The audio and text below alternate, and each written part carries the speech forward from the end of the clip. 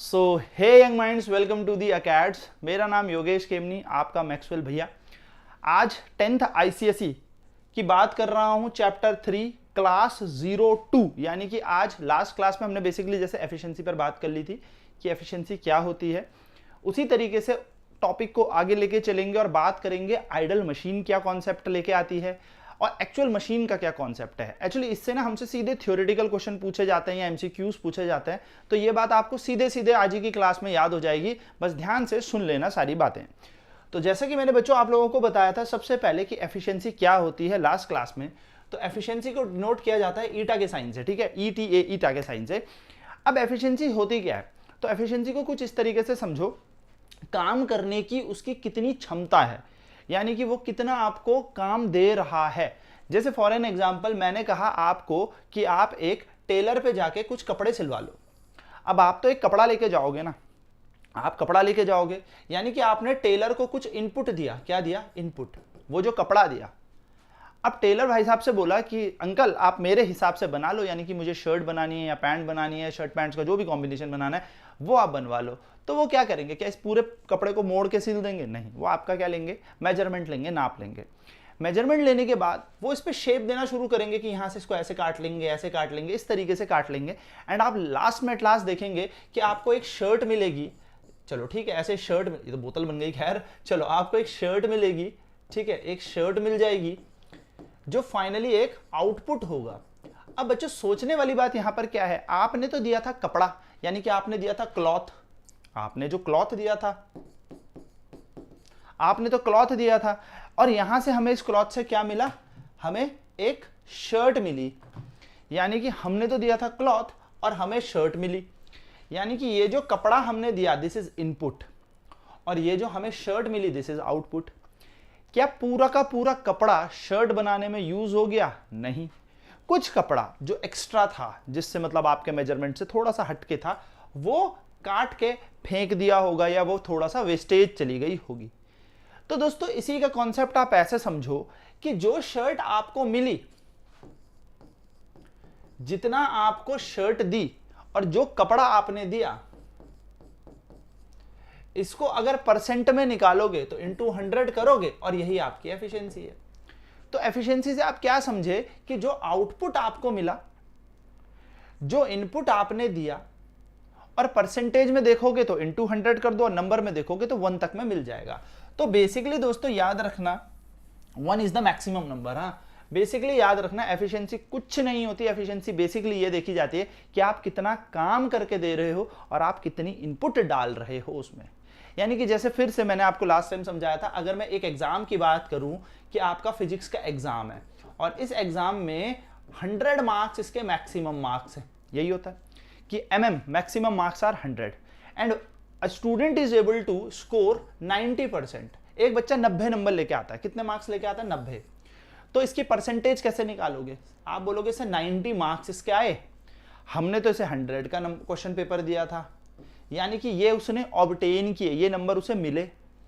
ये क्या है? ये हमने उसे पेपर दिया था, इनपुट कितने का दिया था? 100 का, आउटपुट कितना आया? सिर्फ 90, और परसेंटेज में निकालोगे तो इनटू 100 कर दो, तो आप बोलोगे सर उसके 90% आए। यानी कि ये बच्चा कितना एफिशिएंट है? 90% एफिशिएंट था। ऐसे नहीं, उस पूरे पेपर को सॉल्व करने के लिए, यानी कि इस पर्टिकुलर एग्जाम को सॉल्व करने के लिए ही वाज 90% एफिशिएंट, इसलिए उसके कितने नंबर आए।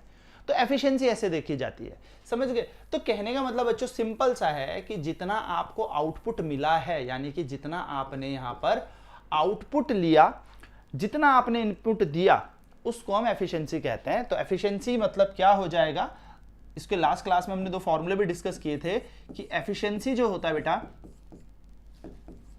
एफिशिएंसी वो होता है कितना वर्क आउटपुट आपको मिल रहा है और कितना वर्क इनपुट आप दे रहे हो।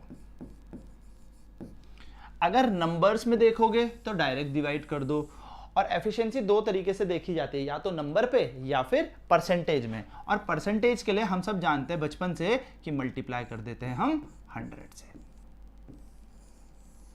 ठीक है। इसी का दूसरा फॉर्मूला अगर हम यहां पर बनाएं तो दोस्तों इसका फॉर्मूला हम ऐसे भी बना सकते हैं कि देखिए, मुझे पता है पावर इज इक्वल्स टू होता है वर्क डन अपॉन टाइम। अब अगर आउटपुट वर्क है तो मैं आउटपुट रख देता हूं, तो मुझे पावर भी कैसे मिलेगी, आउटपुट मिल जाएगी, है ना। पावर भी कैसे मिल जाएगी, मुझे आउटपुट पावर मिल जाएगी। और टाइम को मैं टी मान लेता हूं। और सेम मुझे इनपुट पावर निकालनी है सर। इनपुट मतलब मैंने जितना इनपुट दिया। इनपुट किसको देंगे हम, इनपुट देते हैं हम एफर्ट की तरफ से, ठीक है, by on the machine. Input हम मशीन को देंगे, आउटपुट मशीन लोड के ऊपर देगी। तो इनपुट हो गया हमारा वर्क इनपुट अपॉन टाइम। क्या मैं वर्क आउटपुट का फॉर्मूला निकालूं तो पावर इनटू टाइम मिल जाएगा, हाँ सर। यानी कि एफिशिएंसी की जगह मैं वर्क आउटपुट की जगह लिख सकता हूं power output into time whole divided by, और वर्क इनपुट की जगह लिख सकता हूं power input into time, power input into time, और परसेंटेज के लिए 100। तो टी से टी कट जाएगा, तो हमारे पास एफिशिएंसी का एक फॉर्मूला और आ जाएगा, power output upon power input into 100। तो आपके पास अगर पावर आपको दे रखी है कि इतना मिल रहा है, इतना देने पर, तो आप यहां से एफिशिएंसी पावर से भी निकाल सकते हो। तो this is the basic concept of efficiency. और एफिशिएंसी की कहानी मैंने आपको बता दी कि अगर एफिशिएंसी कभी पूछेगा तो एफिशिएंसी नंबर्स में कैसे होगी दोस्तों, या तो 100% से अंदर चलेगी या 100% होगी, 101, 102, 103 नहीं हो सकती, या फिर 1 तक चल सकती है, यानी कि इससे छोटा 0.9, 0.8, 0.75 कुछ भी हो सकता है, लेकिन 1 से बड़ा नंबर में नहीं होगा। तो this is the basic concept. बस ये याद रखना, नंबर में 1 से ऊपर नहीं जाएगी, ठीक है, और परसेंटेज में 100 से ऊपर नहीं जाएगी। This is the maximum number. हालांकि 100 तक भी नहीं पहुंचती अगर मैं एक्चुअल मशीन की बात करूं, बट यस हमें यहां पर ध्यान में रखनी है ये बात, ठीक है। चलिए बात करते हैं कि सर 100% क्यों नहीं जाएगी। तो देखो, आपको मैंने ऐसे ही बताया था कि एग्जाम में तो हो सकता है कोई 100 में से 100 स्कोर कर ले, है ना, लेकिन अगर मैं उसको 5 पेपर दूं फिजिक्स के या 10 पेपर दूं फिजिक्स के, तो माइट भी हो सकता है कि एक पेपर में वो कहीं ना कहीं 99 नंबर आके अटक जाए। कहने का क्या मतलब है, एग्जाम में तो आजकल 100 नंबर आ रहे हैं, तो हम कह रहे हैं चलो एफिशिएंसी 100% है ना, परसेंटेज भी आने लगी अब तो 100%। लेकिन मैं मशीन के केस में बात करूं ना दोस्तों, तो मशीन के केस में ऐसा नहीं होता। उदाहरण, मैं एक रोटी खाता हूं और मैं 1 किलोमीटर उस रोटी को खा के चल सकता हूं। तो आपको पता है उस 1 किलोमीटर के अंदर मान लो अगर मैं 100 जूल की एनर्जी या 100 कैलोरीज एनर्जी बर्न करता हूं, ठीक है, या मान लो 1 किलोमीटर के अंदर, मैं सिर्फ रोटी की बात कर रहा हूं, एक एग्जांपल समझना बस, कि मैं अगर एक रोटी खाता हूं, एक चपाती खाता हूं, और एक चपाती से मान लो मुझे 100 कैलोरीज मिलती है, तो दोस्तों इस 100 कैलोरीज में से कुछ कैलोरीज मेरी बोलने में, मेरी आंखें ब्लिंक करने में, मेरा हार्ट बीट करने में, मेरे इनर ऑर्गन्स जो हैं वो वर्क करने में कुछ एनर्जी यूज करेंगे। जब मैं सांस लेता हूं, ब्रीथ इन ब्रीथ आउट, तब भी क्या होती है, मेरी एनर्जी का कुछ ना कुछ हिस्सा, मतलब जो मैं खाता हूं उसका एनर्जी का कुछ हिस्सा लगता है। नेक्स्ट, मान लो कि उसके बाद मैंने कुछ वर्क किया कि मैं 1 किलोमीटर रनिंग कर रहा हूं, तो मैं सिर्फ मान लो 80 कैलोरी उसमें बर्न कर गया, या मैं रनिंग करके 80 कैलोरी कर गया। यानी कि क्या समझे आप, मैं जितना खा रहा हूं उतना का उतना पूरा का पूरा एनर्जी को वर्क में कन्वर्ट नहीं कर पा रहा। यानी कि मैं जितना इनपुट ले रहा हूं ना दोस्तों, मैं सारा का सारा आउटपुट नहीं दे पाऊंगा। क्यों? क्योंकि कुछ एनर्जी जो लॉस हुई है वो कहां हुई है, मेरे इनर ऑर्गन्स ने यूज कर लिए। तो अगर मैं कहूं कि how much I am efficient, मैं भैया कितना एफिशिएंट हूं, तो 80% एफिशिएंट हूं, क्योंकि मैं सिर्फ 80 कैलोरी का ही काम कर पा रहा हूं, 80 कैलोरी तक ही वर्क कर पा रहा हूं, जबकि खा कितना रहा हूं मैं, 100 जूल या 100 कैलोरी, सॉरी 100 कैलोरीज में खा रहा हूं और 80 कैलोरीज में बर्न कर दे रहा हूं। अब आप बोलोगे सर 20 कैलोरीज कहां गई, तो मेरे इनर ऑर्गन ने ले ली, यानी कि मैं उसको पूरा वर्क में कन्वर्ट नहीं कर रहा हूं। There is some amount of energy which is used by my inner organs. तो सेम टू सेम मशीन के केस में भी ऐसे ही होता है। अब आपने सुना होगा जब मशीन चलती है तो घैं घैं घैं खचुम खचुम खचुम घी आवाज होती है, गरम अलग हो जाती है मशीन, है ना। आज एक काम कीजिएगा, एक प्यारा सा मिल्क शेक बनाइएगा अपने लिए, और अपने लिए जब मिल्क शेक बनाओगे तो जिस मिक्सर ग्राइंडर में बनाओगे उसमें हाथ लगाना, तो आपको हीट अप होके दिखेगा, थोड़ा सा गर्म फील होगा। कारण क्या है बच्चों, क्योंकि होता है फ्रिक्शन और वेट होता है मूविंग पार्ट्स का। तो मशीन में ना, जब मशीन चलती है तो मशीन के जो पार्ट्स होते हैं वो थोड़े वेटेड होते हैं, थोड़ा भारी होते हैं। अब ऑब्वियसली भारी सामान को उठाने में मेरे को जान लगेगी, तो मशीन के भी अंदर थोड़ी सी एनर्जी का लॉस आएगा उस हैवी पार्ट को उठाने में। या आप ऐसे समझ सकते हो कि फ्रिक्शन होने लगेगा, जिससे क्या हो जाएगी, हीट आने लगेगी। तो मशीन में फ्रिक्शन या वेट होने के कारण, मूविंग पार्ट्स के वेट होने के कारण जो वेलोसिटी रेशियो रहता है वो तो चेंज नहीं होता, ये बात याद रखना, डज नॉट चेंज। यानी कि वेलोसिटी रेशियो तो सेम रहता है। ये सीधे क्वेश्चन पूछा गया है। ड्यू टू फ्रिक्शन और due to weight of a moving particle of a machine the velocity ratio does not change. Velocity ratio पे कोई फर्क नहीं पड़ता, क्योंकि जितना एफर्ट ने मूव करना है उतना हमारे लोड ने भी मूव करना है, चाहे वो अब आराम आराम से करे चाहे तेज तेज करे। पर दिक्कत ये आ जाएगी कि जो हमारा मैकेनिकल एडवांटेज है वो लेस देन 1 हो जाता है, यानी कि वो छोटा होने लगता है, या मैं कह सकता हूं डिक्रीज होने लगता है। छोटा भी नहीं, डिक्रीज इसके लिए सही वर्ड है, डिक्रीज होने लगता है, ये घटने लगता है। लाइक पहले अगर 10 था तो अब 9 हो जाएगा, 7 हो जाएगा, ये वैल्यू कम होने लगेगी। तो आपको याद रखना है कि अगर आपसे क्वेश्चन पूछा गया कि फ्रिक्शन और मूविंग पार्ट्स के कारण वेलोसिटी रेशियो कैसा रहता है, तो सेम। मैकेनिकल एडवांटेज डिक्रीज हो जाता है, जिसके कारण एफिशिएंसी भी हमारी डिक्रीज हो जाती है, मशीन की एफिशिएंसी भी डिक्रीज हो जाती है। ठीक है, तो मैकेनिकल एडवांटेज क्या हो जाएगा, कम होने लगेगा, डिक्रीज होने लगेगा, और वेलोसिटी रेशियो हमारा सेम रहेगा। अभी इनके बीच एक रिलेशन निकालेंगे, आपको समझ में आ जाएगा, लेकिन जो एफिशिएंसी है वो डिक्रीज। तो बच्चों क्वेश्चन आया फ्रिक्शन या weight of moving particle, weight of moving particles या मूविंग पार्ट्स, है ना, ऑफ मशीन के कारण क्या क्या चीज हो सकती है। तो वेलोसिटी रेशियो पर कोई प्रभाव नहीं, there is no change in velocity ratio, remain same. ठीक है, मैं कह सकता हूं सेम रहेगा। मैकेनिकल एडवांटेज इंक्रीज और डिक्रीज, ऑप्शन में आ गया तो डिक्रीज, और एफिशिएंसी तो एफिशिएंसी भी डिक्रीज हो जाएगी। ऑब्वियसली फ्रिक्शन के कारण उतना काम अच्छे से नहीं कर पाएगा, डिक्रीज हो जाएगा। दिस इज द क्रक्स, आप ये वाली बात याद रख सकते हो, एंटायर चीज लिखने की नीड नहीं है। चलिए आगे बढ़ते हैं। नेक्स्ट है प्रिंसिपल ऑफ मशीन। अब ये मशीन काम कैसे करती है सर, ये भी तो इंपॉर्टेंट बात है। तो देखो, मशीन काम कब करेगी, जब हम कुछ एनर्जी उसमें देंगे, यानी कि हम एफर्ट कुछ उस पर देंगे कि मशीन कुछ एफर्ट करे, और मशीन कुछ लोड पर वर्क करेगी, यानी कि हमें कुछ इनपुट उसको देना पड़ेगा और आउटपुट कुछ लेना पड़ेगा।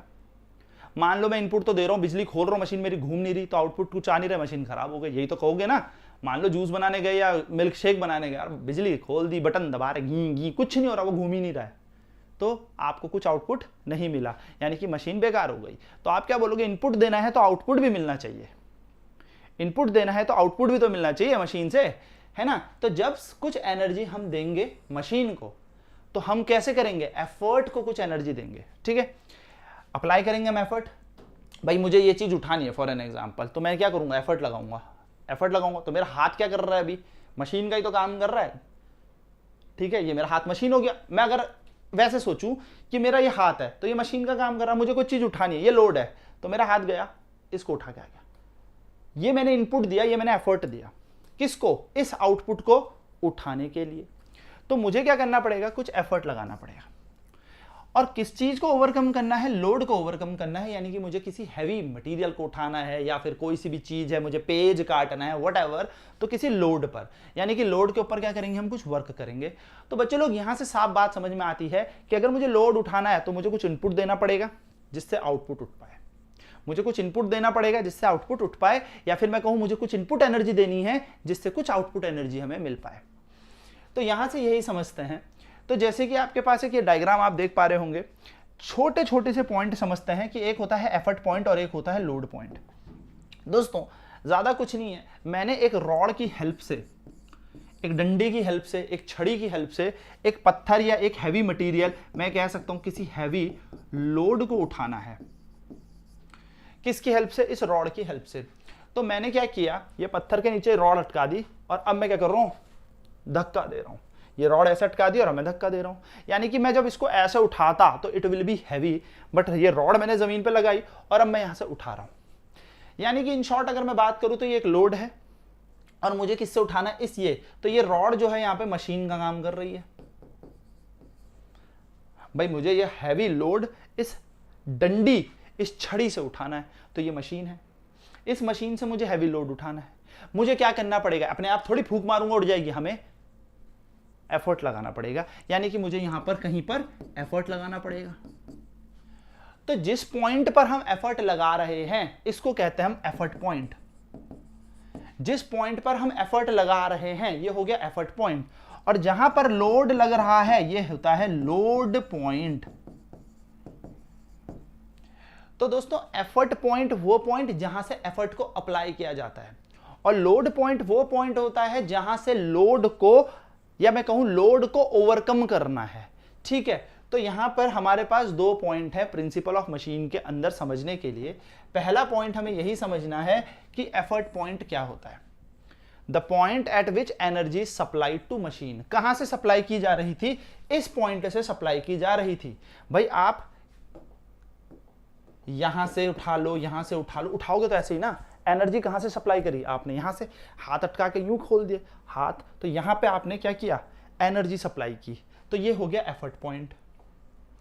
सो जहां पर आप क्या करते हो, एनर्जी सप्लाई करते हो to the effort by applying effort, sorry supply to a machine by effort. तो बेसिकली आप क्या कर रहे हो, एनर्जी को सप्लाई कर रहे हो किस पे, मशीन पर, और क्या लगा के करोगे, एफर्ट, तो उस पॉइंट को एफर्ट पॉइंट बोलते हैं। यानी कि जहां से आप एफर्ट लगा रहे हो that is effort point. Simple, जहां से एफर्ट लग रहा है effort point. Load point, the point where energy is obtained by overcoming the load, ऐसा पॉइंट जहां से एनर्जी ऑब्टेन होगी जिससे हम इस लोड को उठा पा रहे हैं, वो लोड पॉइंट। भाई एनर्जी यहीं तो लग रही है सारी, डंडी टूट तो जाएगी, अगर डंडी पे बिल्कुल जान नहीं है डंडी टूट जाएगी, वो कहीं से भी टूट सकती है, लेकिन ये लोड यानी ये तो यहीं पे लगेगी ज्यादा जान। कहने का मतलब ये वो पॉइंट है जहां से लोड को ओवरकम किया जा रहा है, यानी कि एनर्जी कहां से मिल रही है, लोड से मिल रही है ना, ये वाली एनर्जी कहां से मिल रही है, लोड से मिल रही है। तो दोस्तों एफर्ट पॉइंट और लोड पॉइंट सिंपल सी बात समझ के रखना। पॉइंट का मतलब होता है बिंदु, बिंदु मतलब कोई जगह, पॉइंट का मतलब कोई जगह, तो एक ऐसी जगह जहां पर आप एनर्जी सप्लाई करोगे, आप कर रहे हो मशीन पर एनर्जी सप्लाई, एफर्ट पॉइंट।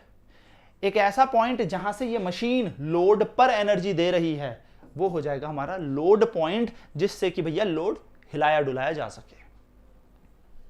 ठीक है, तो ये दो बिंदु याद रखना। अब ऐसा है क्या, तो यहां पर समझना इनपुट एनर्जी और आउटपुट एनर्जी क्या होती है, फिर मैं आपको बताऊंगा प्रिंसिपल ऑफ मशीन का। तो देखो इनपुट एनर्जी क्या हो गई दोस्तों, जब भी शब्द एनर्जी आए, जब भी वर्ड एनर्जी आए, तो आपको सीधा सीधा समझ में आ जाना चाहिए एनर्जी का मतलब होता है वर्क। तो अगर मैं इनपुट एनर्जी की बात कर रहा हूं, इनपुट एनर्जी, तो इनपुट एनर्जी का मतलब होता है work done, work done by, या मैं बोलूं work done on the machine, work done on the machine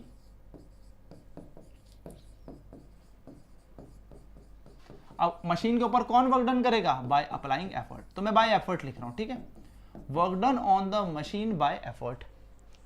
input, भाई एफर्ट दे रहा हूं, दूंगा क्या, ये अपने आप पत्थर हिल जाएगा, नहीं, मुझे इनपुट देना पड़ेगा इसे उठाने के लिए। मैंने पहले क्या धूम झूम, तभी तो हिलेगा, यानी कि मुझे पहले इनपुट देना पड़ेगा, मुझे डंडा, वो जो स्टिक है वो उसमें अटकानी पड़ेगी, देन इस पे फोर्स करना पड़ेगा, यानी कि work done on the machine by effort. Next बोलूं इनपुट की जगह आउटपुट एनर्जी क्या होती है, आउटपुट, तो आउटपुट कौन सी देगा भाई, आउटपुट एनर्जी हमें लोड से पता लगेगी, तो हम कह सकते हैं work done,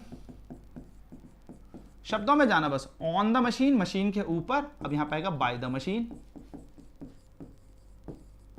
bye the machine, by to overcome load, to overcome load, to overcome load. तो मशीन ने जो काम किया जिससे लोड हिलाया डुलाया जा सके। अगर मैं इसको और चीज कहूं तो लेट्स मान के चलते हैं कि work done on the machine by effort. तो दोस्तों हमें एक चीज पता लगती है कि एफर्ट का मतलब भी फोर्स है। एफर्ट का मतलब क्या है, फोर्स है। एफर्ट का मतलब फोर्स है, स्टार्टिंग में भी पढ़ा था, एफर्ट का मतलब फोर्स है, और लोड का मतलब भी फोर्स है। पॉइंट वो जगह है, यानी कि मैं अगर एफर्ट पॉइंट की बात करूं तो एफर्ट पॉइंट कहने का मतलब मेरा क्या हो गया, डिस्टेंस ऑफ एफर्ट हो गया।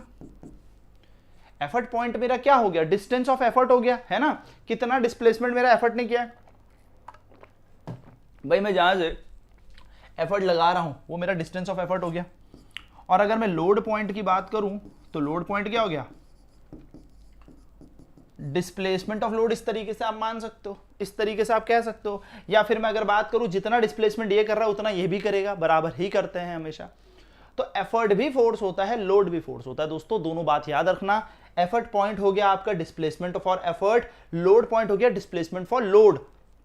ठीक है, अब अगर मैं यहां पर बात करूं प्रिंसिपल ऑफ मशीन का, जो आपको ध्यान रखना है, तो प्रिंसिपल ऑफ मशीन कहती है, ध्यान से सुनना दोस्तों, प्रिंसिपल ऑफ मशीन कहता है कि जितनी इनपुट एनर्जी आप दोगे उतनी ही आउटपुट एनर्जी होनी चाहिए। यानी कि input energy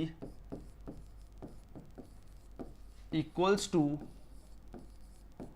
output energy, input energy is equals to output energy. यह है आपका सिंपल सा कॉन्सेप्ट। यानी कि अगर मैं इसको ध्यान से देखूं तो कह सकता हूं मैं यहां पर effort into displacement of effort is equals to load into displacement of load. ये हमारे पास सिंपल कॉन्सेप्ट बन जाएगा। ठीक है, पर अगर हम इसको ना लिखें अभी, क्यों, क्योंकि अभी मेरी बात सुनो ध्यान से, क्योंकि यहां से थ्योरी वाले क्वेश्चन अभी हमारे बन रहे हैं। तो हम कह रहे हैं input energy equal to output energy. हाँ सर, अब जरा एक बात बताओ दोस्तों, ऐसा होता था क्या कि जितना मैं खा रहा हूं उतना ही काम कर रहा हूं? नहीं, तो ये है केस ऑफ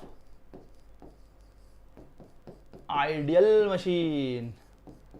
ऐसा सिर्फ आइडियल मशीन में हो सकता है। This is not possible in actual machine, this is not possible in actual machine. तो बेसिकली आपको न्यूमेरिकल के लिए तो यही यूज करना है। ठीक है, अगर न्यूमेरिकल आएंगे तो आपको यही यूज करना है। You should use this formula, input energy effort into जितना भी लोड से हमें, एफर्ट से हमें जितना भी डिस्प्लेसमेंट मिल रहा है, और आउटपुट एनर्जी लोड इनटू जितना भी हमें लोड से डिस्टेंस मिल रहा है। तो एफर्ट का डिस्टेंस यहां पर आ जाएगा, लोड का डिस्टेंस यहां आ जाएगा, फोर्स यहां पर एफर्ट होगा, फोर्स यहां पर लोड होगा। ठीक है, अच्छा, केस ऑफ आइडल मशीन है। आइडल मशीन एक हाइपोथेटिकल केस है, ऐसा कोई केस होता नहीं है। क्यों नहीं होता? क्योंकि जितना मैं खा रहा हूं उतने को सारा मैं वर्क में कन्वर्ट नहीं कर पाऊंगा। जितना कपड़ा आप टेलर को देंगे वो सारे के सारे का आपकी शर्ट नहीं बनाएगा, अगर बनाएगा तो ढीली सी हो जाएगी। कुछ भी करो, कुछ ना कुछ वेस्टेज होती ही होती है। So this is just a case of ideal machine, ऐसा सिर्फ आइडल मशीन में होगा। ठीक है, अगर एक्चुअल मशीन की बात हो, गलती से आपसे यहां पर पूछ ले, मान लेते हैं एक नोट कि एक्चुअल मशीन में क्या होता सर, जो एक प्रैक्टिकल मशीन है उसमें क्या होता। तो बच्चे लोग, एक्चुअल मशीन यानी कि प्रैक्टिकल मशीन में जो हमारे घरों में मशीन होती है उसमें यहां पर होगा कि इनपुट हमेशा ज्यादा होगी, इनपुट एनर्जी हमेशा ज्यादा होती है और आउटपुट एनर्जी हमेशा कम होती है। भाई बाहर हमें कुछ ना कुछ वेस्टेज होने के बाद आउटपुट मिलने वाला है। So this is in the case of actual machine. ठीक है, बट हमारे पास सिलेबस में ज्यादा फोकस इस पे किया जाता है। कई बार पूछ लेता है input energy equal to output energy is the case of ideal machine. अगर गलती से आपसे ऐसे पूछ ले input energy is greater than output energy, तो ये हो जाएगी एक्चुअल मशीन, क्योंकि इनपुट हमने ज्यादा देना होता है, आउटपुट हमें हमेशा कम मिलता है। ठीक है, चलिए आगे बढ़ते हैं, बात करते हैं। तो output energy can never be greater than input energy. ये मैंने आपको बता ही दिया कि आउटपुट एनर्जी जो भी मिलेगी आपको वो कभी भी इनपुट एनर्जी से ज्यादा नहीं होगी, लेकिन एफिशिएंसी जो होती है वो कभी भी can never be greater than 1 और 100%। तो याद रख लेना, ये एक नोट है, कभी नहीं हो सकती। नेवर मतलब मना, बिल्कुल इट इज इम्पॉसिबल। ठीक है, कहीं ना कहीं कुछ ना कुछ एनर्जी का लॉस आएगा ही आएगा। तो बच्चों क्या समझे कि आउटपुट एनर्जी हमेशा कम होगी, इनपुट हमेशा ज्यादा होगी, इसलिए एफिशिएंसी की वैल्यू हमेशा लेस देन 100% होती है, या एफिशिएंसी अगर नंबर में देखूं तो 1 से कम होगी। ये दोनों का मतलब एक ही है। ठीक है, जब परसेंटेज में निकालते हैं तो किसी भी चीज को 100 में देखते हैं, परसेंट हर 100 में कितना, पर 100 में कितना, और नंबर्स में देखा जाता है तो 1 मैक्सिमम नंबर होता है। क्योंकि किसी का अगर 1 बोल रहा हूं मैं, तू नंबर 1 है यानी कि तू 100% है। ठीक है, तो नंबर्स में 1, वैसे 100%। ठीक है, लेकिन याद रखिएगा दोस्तों कि जो इनपुट एनर्जी है जितना हम दे रहे हैं उतना हमें आउटपुट में नहीं मिलता, तो हमेशा एफिशिएंसी इज लेस देन 100% या लेस देन 1 जाएगी। तो ये हमेशा याद रखना, एक छोटा सा नोट है। ठीक, बढ़ते हैं आगे। अब बात करते हैं आइडल और एक्चुअल मशीन का कॉन्सेप्ट क्या है। तो देखो, जैसे मैंने आपको बताया आइडल मशीन, आदर्श मशीन। आदर्श कौन होगी? जिसमें कोई लॉस नहीं हो रहा एनर्जी का, जिसमें कोई भी एनर्जी का लॉस ना हो। ठीक, तो ये की पॉइंट है। कभी आपसे पूछ ले what is difference between ideal machine and actual machine, तो बेसिकली आप क्या कह सकते हैं, in an ideal machine there is no loss of energy. बस सिंपल याद रखना, आइडल मशीन में कोई एनर्जी का लॉस नहीं। अरे बढ़िया है, ये कुछ वेस्टेज नहीं करता। वो टेलर इतना बढ़िया है ना, उसको जितना कपड़ा दो उतना बना देता है, आइडल टेलर है। मेरी गाड़ी ऐसी है ना, 100 रुपए का तेल भराओ, 100 रुपए में इतनी एनर्जी मिलती है उसको, मतलब हमने निकाल ली मान लो कैलोरीफिक वैल्यू कुछ, तो वो इतना ही चलती है। अरे बाप रे बाप, यानी कि आइडियल बाइक है। बट ऐसा नहीं होता, there should be some loss of energy, heat होगी, कहीं ना कहीं फ्रिक्शन को ओवरकम कर रही होगी आपकी गाड़ी। तो यहां पर याद रखना लॉस तो होगा ही होगा, बट आइडियल है so there is no loss. तो आइडियल सुनते ही समझ जाना अरे परफेक्ट होगा, यानी कि कोई एनर्जी का लॉस नहीं होगा, जितना एनर्जी दे रहे हो उतना ही आपको मिल रहा है। इसकी एफिशिएंसी यानी कि या तो 1 और 100 ही होगी, ना 1 से कम होगी, 1 से ज्यादा तो हो ही नहीं सकती, ना 100 से कम होगी, 100 से ज्यादा तो कभी नहीं हो सकती। ठीक है, 100 इज द अटमोस्ट नंबर, ऐसे समझ लो, टॉप में नंबर है। ठीक है, आप बात करें एक्चुअल मशीन का, तो मशीन भाई जिसमें फ्रिक्शन हो, जिसमें एनर्जी का लॉस हो, तो ऐसी मशीन जिसमें वर्क आउटपुट हमेशा कम होगा इनपुट से। यानी कि अगर मैं यहां पर इसके 3 की पॉइंट बनाऊं, तो 3 की पॉइंट में हम सबसे पहला की पॉइंट क्या बना सकते हैं कि यहां पर जैसे हमने पीछे बनाया था आइडल मशीन वाला पॉइंट है ना, तो सबसे पहले हमने बनाया था there is some energy loss, there is some, अच्छा इसको लिखते हैं अभी, ठीक है, there is some energy loss. तो यहां पे कुछ ना कुछ एनर्जी का लॉस हो ही जाएगा। यानी कि दोस्तों अगर मैं यहां पर एक लाइन खींचूं और ऐसे लिखूं आइडल मशीन, ये ना माइंड मैप की तरह याद कर लेना, इससे याद रहता है। ठीक है, और एक होता है एक्चुअल मशीन,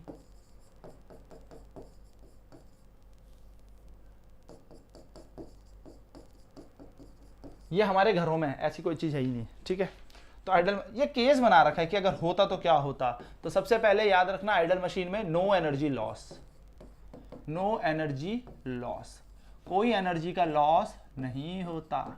यानी कि फ्रिक्शन जैसी कोई चीज जिसकी डिक्शनरी में है ही नहीं। ठीक है, एक्चुअल मशीन की बात करेंगे तो there is some energy loss, there is some energy loss. तो पहला डिफरेंस तो क्लियर हो गया। सेकंड अगर मैं बात करूं तो भैया आइडल मशीन जो होती है इसमें work output is always equal to, या मैं सीधे सिंपल माइंड मैप की तरह बनाते हैं, is equal to work input. Work output और वर्क इनपुट बराबर होगा। जितना आप काम करने को अंकल को दिया था, अंकल ने पूरा उतना ही काम कर दिया। जितना कपड़ा आपने दिया था उन्होंने पूरी शर्ट बना दी। यहां पर हमेशा याद रखना कि वर्क इनपुट जो होगा वो ज्यादा होगा वर्क आउटपुट से, यानी कि आउटपुट हमेशा कम मिलेगा। ठीक है, आउटपुट हमेशा कम मिलेगा, इनपुट भर भर के देना पड़ेगा। ठीक है सर। तीसरी कंडीशन, इसकी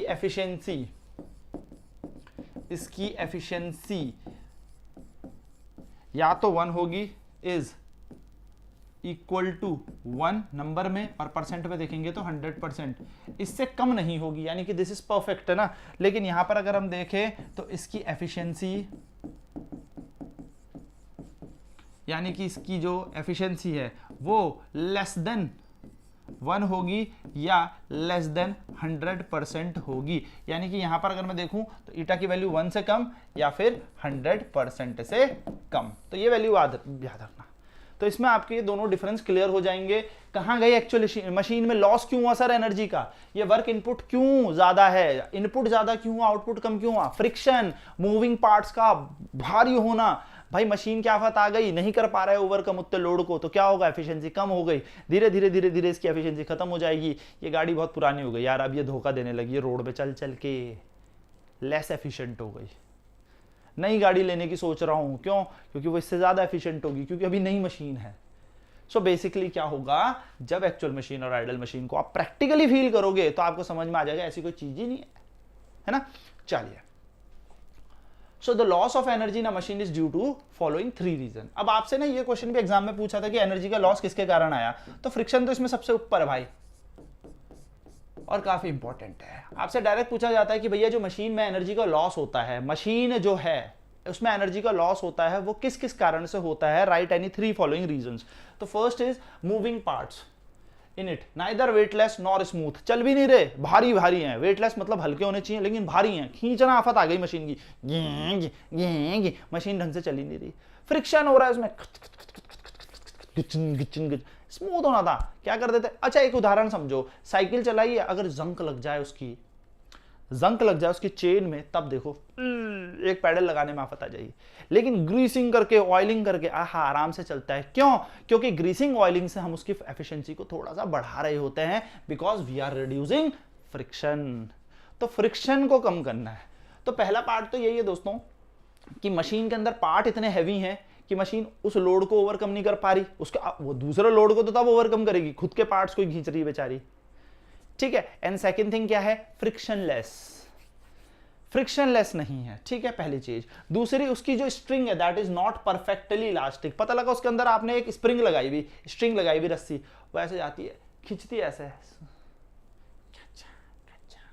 कैसी होनी चाहिए आपने देखा होगा, शॉकर्स देखे आपने अपनी बाइक में, शॉकर खराब होने का मतलब क्या होता है कि अब ये ना इतने ज्यादा इलास्टिक नहीं रहे, गड्ढे में जाते हैं तो कमर में झटका देते हैं। लेकिन नई गाड़ी के शॉकर ले स्पीड ब्रेकर में भी झुम झुम, तो कहने का मतलब वो इलास्टिक होते हैं। तो आप ऐसे समझो कि स्ट्रिंग जो होती है वो परफेक्टली इलास्टिक नहीं होती, जिसके कारण क्या हो जाती है, उसकी एफिशिएंसी कम हो जाएगी।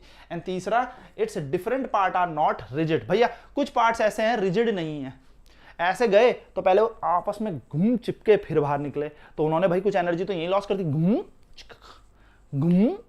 अब रिजिड होते हैं तो टक टक टक टक आ जाते हैं, लेकिन हो क्या रहा है, वो थोड़ा सा रिजिड नहीं है, तो वो थोड़ा एक दूसरे में क्या कर रहे हैं, हल्का सा चिपक रहे हैं, फिर वापस आ रहे हैं। यानी कि अगर रिजिड होते तो बाहर से टक टक टक टक मशीन काम करती, लेकिन यहां हुआ क्या, यानी कि यहां पे थोड़ी सी एनर्जी क्या कर रही है, लॉस हो रही है, ठीक है। तो इस तरीके से आपको याद रखना। तो चलो फटाफट से याद कर लो, 3 लॉस क्या है। पहला, फ्रिक्शन के कारण, खत्म, फ्रिक्शन लिख दो, टेंशन खत्म। फिर भी अगर याद आ रहा है तो weight of the machine part, तो weight of the machine part, friction एक साथ लिख देना। सेकंड, स्ट्रिंग जो है वो इलास्टिक नहीं है, परफेक्टली इलास्टिक नहीं है सर, जाती है बहुत हल्के खींचती है। और तीसरी चीज, रिजिड नहीं है उसके पार्ट्स, नॉट रिजिड। तो फटाफट पहला फ्रिक्शन, फटाफट याद करो मेरे साथ, पहला फ्रिक्शन के कारण एनर्जी लॉस होती है, दूसरा स्ट्रिंग परफेक्टली इलास्टिक नहीं है, और तीसरा हो जाएगा जो उसके पार्ट्स हैं दैट आर नॉट रिजिड, वो रिजिड नहीं है, ठीक है। चलो एक बार फटाफट लिख देते हैं। सबसे पहले क्या लिखेंगे कि भैया फ्रिक्शन के कारण, फ्रिक्शन या फिर हम कह सकते हैं weight of moving parts, energy loss होगी ही होगी, हाँ या ना, हाँ सर हो जाएगी। दूसरा क्या होना चाहिए, दूसरा होना चाहिए भैया कि string is not elastic, perfectly elastic, string is not perfectly elastic.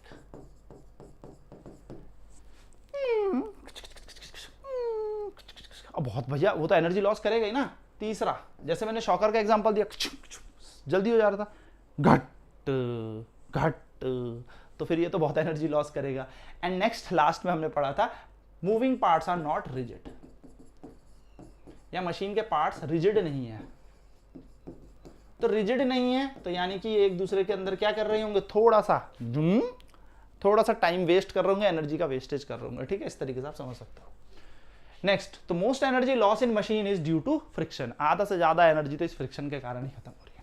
इसलिए आपने देखा होगा मशीन को प्रॉपर ऑयलिंग करते रहते हैं, ग्रीसिंग करते रहते हैं, टाइम टू टाइम रिपेयर कराते रहते हैं, कहीं कुछ टूट फूट गया तो उसको रिपेयर कराओ। जैसे आप अपनी साइकिल को ग्रीसिंग कराओ, एक एग्जाम्पल देता हूँ, साइकिल को ग्रीसिंग करते हैं, या फिर आपने सुना होगा पापा हर 3 to 4 मंथ में अपनी बाइक या कार को सर्विस सेंटर लेके जाते हैं, जिससे उसके लुब्रिकेशन किया जाए, कारण फ्रिक्शन कम हो जाए, जिससे मशीन अच्छे से चले। तो कहने का मतलब क्या है, जिस भी चीज की हम सर्विस कर रहे हैं, मशीन में सर्विसिंग नाम सुना होगा आपने, चाहे वो एसी हो, चाहे वो आपके मान के चलो गाड़ी हो, कार हो, बाइक हो, साइकिल हो, एवरीथिंग नीड्स रिपेयरिंग, थोड़ा बहुत सर्विसिंग। तो सर्विसिंग इसलिए की जाती है कि उसके अंदर जो रिजिड पार्ट है, या फिर मैं कह सकता हूं कि कोई कहीं पर जंग लग गया, कुछ फ्रिक्शन जैसी कोई चीज आ रही है तो उसको स्मूथ कराया जा सके। इंजन के अंदर हम क्या डालते हैं, आपने सुना होगा इंजन ऑयल एड ऑन करते हैं। कारण क्या है इंजन ऑयल का, क्योंकि वो जो पार्ट्स इंजन के अंदर पिस्टन मूव करते हैं वो इजीली फ्रिक्शन लेस होकर मूव कर सके, जिससे कि हमारी मशीन की एफिशिएंसी थोड़ी ठीक रहे। ठीक है, तो इसको हम बेसिकली यहां पर कह सकते हैं कि आधा से ज्यादा एनर्जी तो फ्रिक्शन को ओवरकम करने में ही खत्म हो रही है। ठीक है, सो फ्रिक्शन अगर किसी चीज में बनेगा तो दोस्तों फ्रिक्शन से हीट आएगा, यानी कि कभी ऑप्शन में फ्रिक्शन का ऑप्शन ना दिखा और वहां पे हीट का कोई ऑप्शन हो तो आप हीट लगा सकते हैं। ठीक है, पर याद रखना फ्रिक्शन से ही हीट जनरेट होती है, यानी कि पिताश्री फ्रिक्शन है फिर हीट आ रही है। ठीक है, घर्षण से ऊष्मा बनी है, हीट बनी है। सो फ्रिक्शन से मशीन में बहुत एनर्जी लॉस होती है रे बाबा, बिल्कुल। तो यही एक मेजर इंपॉर्टेंट पॉइंट है, कौन? फ्रिक्शन।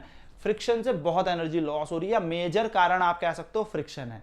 मशीन के पार्ट्स आपस में रब कर रहे हैं, एनर्जी का लॉस हो जाता है। उन रब को स्मूथ करने के लिए हम ग्रीसिंग करते हैं, ऑयलिंग करते हैं, लुब्रिकेशन करते हैं, जिससे कि वो मशीन पार्ट थोड़े स्मूथ चले, और टाइम टू टाइम उनको रिपेयर करते हैं या फिर सर्विस करते हैं, सो दैट ये ईजी चलते रहे। और फ्रिक्शन से जो एनर्जी लॉस होना है वो कंप्लीटली तो नहीं कर सकते, but that can be reduced, थोड़ा बहुत हम